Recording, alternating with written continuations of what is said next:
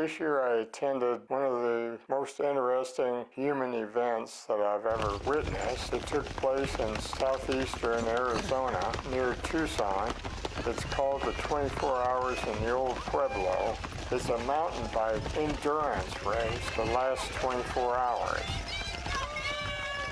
The race starts out with what's called a Le Mans start, named after the French 24-hour race, where the drivers have to run an extended distance to their cars to drive them away. In the 24 hours in the Old Pueblo mountain bike race, likewise, the mountain bike riders have to run approximately a half mile from the starting point until they reach their mountain bike to start riding. You can imagine the chaos associated with 500 people running a half a mile to get to their mountain bike. Only pictures can describe the chaos.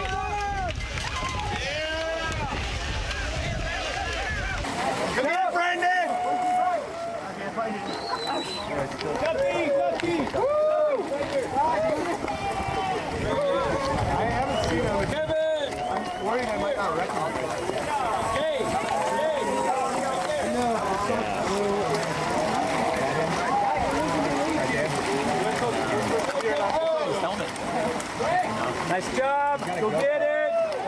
Woo!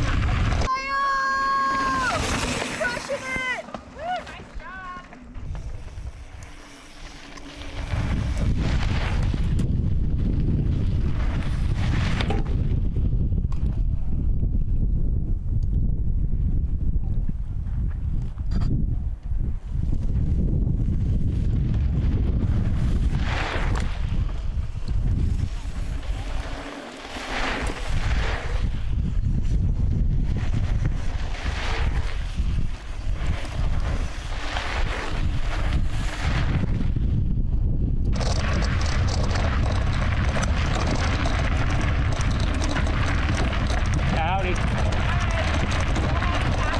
And your left. Thanks. Thank you. On your left. Thanks.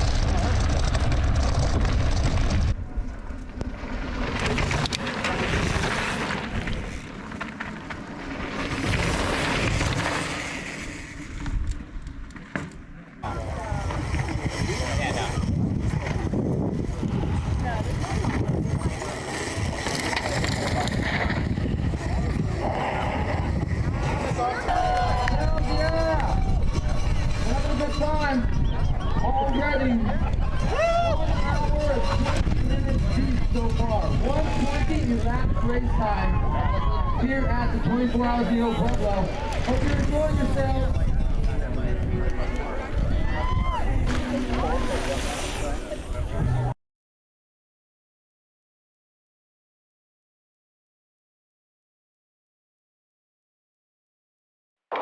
So you did pretty good at a 72nd rank, 85th percentile, so that's not a bad showing.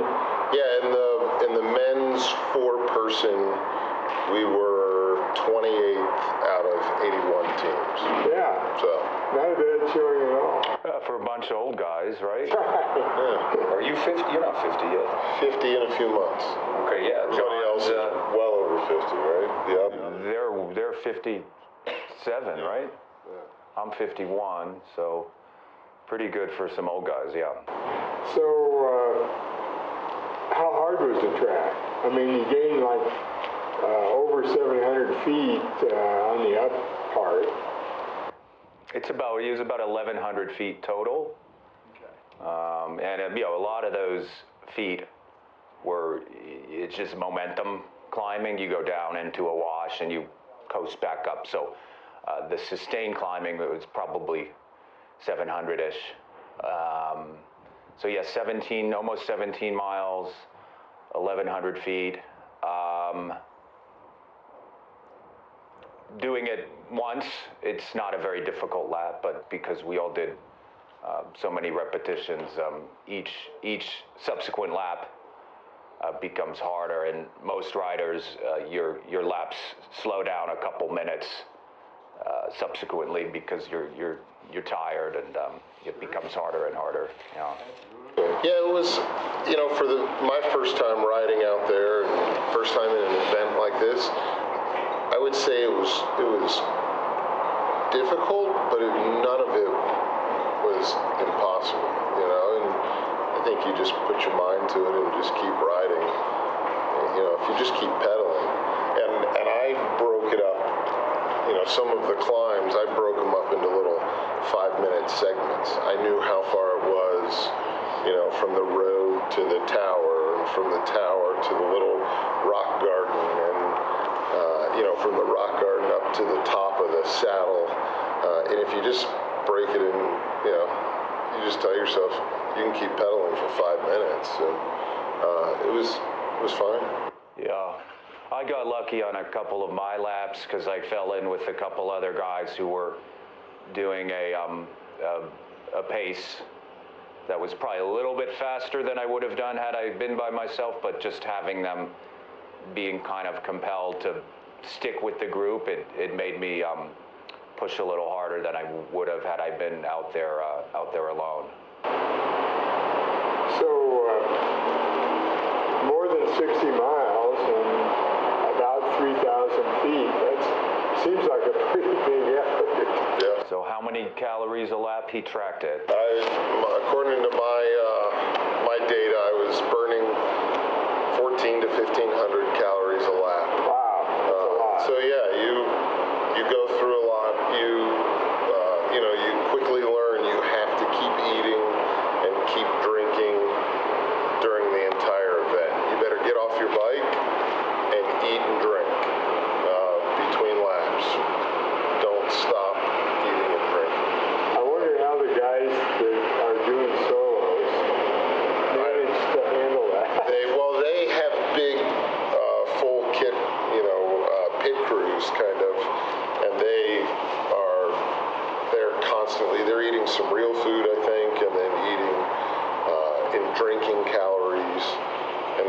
using all the gels and. Yeah, and they also give them a camp spots right on the trail, so they don't have to waste time going back up to their campsite. I mean, our camp spot was literally probably a half About the mile. furthest you could be. Yeah, literally the furthest from. But that also kept us. That's another great point, something to consider if you're doing this for the first time ever. Is if you camp right on the course, you're not going to get a break from the commotion. There's constant, party and. Yeah, I mean, and they're on the loudspeaker announcing the racers as they come through, so. And music. All night long, yeah, music. Yeah. So how many laps did everybody end up with? So there's a 4-person team. We each finished with 4 laps, except for Jason, who finished the 5th lap. We came down to the end, right, coming up close to the finish time, and it was to the point where people were kind of volunteering not to ride. I think everybody drew straws, and Jason stepped up, and Jason was the winner. yeah. And even on that last lap, I think Jason had to kind of hold back to not finish before 12. If you finish your lap before 12, you either get a DNF for the race, or somebody do not finish, disqualified. Yeah. Or somebody has to go back out and finish another lap. So I got to near the end at around 11:40, so I just waited till about 11:56, and it was 5 minutes to the finish, so I crossed the line at 12:01. So they told me you better not get there before